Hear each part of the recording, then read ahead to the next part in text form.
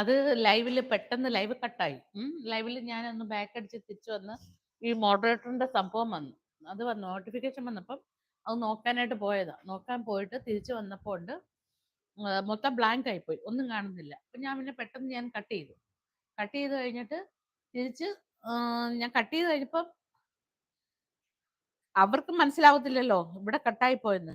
കൃഷ്ണേന്ദുവിനൊക്കെ കൃഷ്ണേന്ദു ഒക്കെ നോക്കിക്കൊണ്ടിരുന്നപ്പോ കാണാം വേറെ എന്തോ അതിനകത്ത് കയറി വന്നു. അങ്ങനെയാണ് ആ സ്ത്രീയുടെ ഫോട്ടോ അവിടെ എത്തിയത്.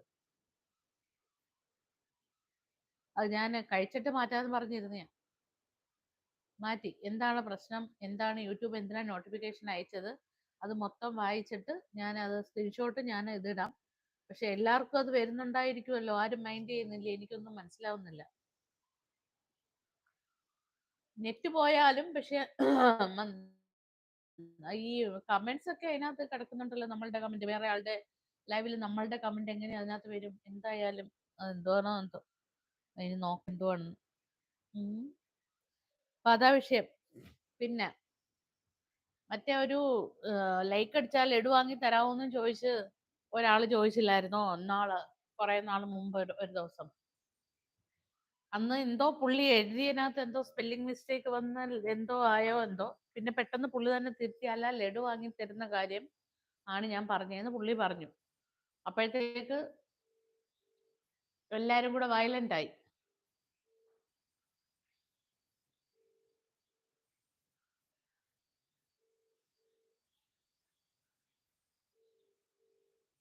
ആ ജോൺ, ആ ജോൺ എന്ന് പറഞ്ഞ ജോണച്ചായ വരുമല്ലോ കടയുള്ള. ആ അതാണ് ജോണച്ചായം വന്നപ്പോഴത്തേക്ക്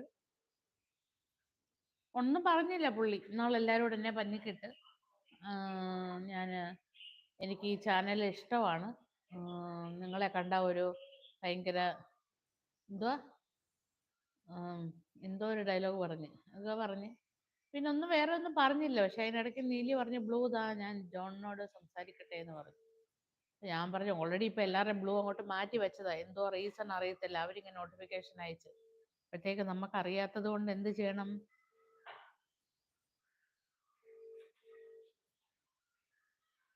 ഞാനില്ലാതെ പോയി. അപ്പൊ ഒന്നുമില്ല, ചുമ്മാ അങ്ങനെ തമാശക്ക് അങ്ങനെ പറഞ്ഞു കഴിഞ്ഞ് പിന്നെ ഇച്ചിരി നേരം കഴിഞ്ഞപ്പോ ആളിനെ കണ്ടുമില്ല.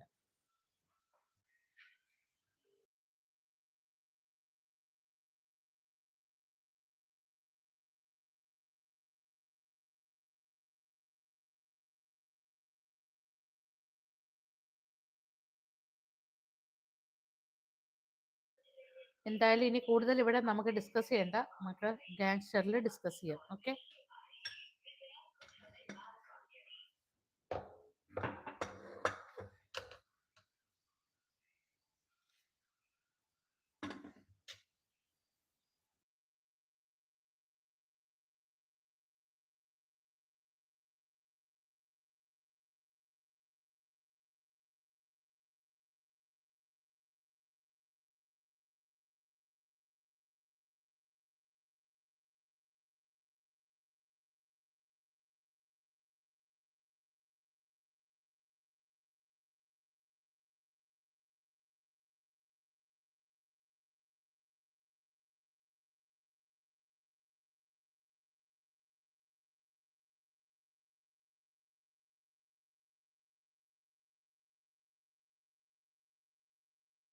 എന്തോ അത് ഷാവലെ.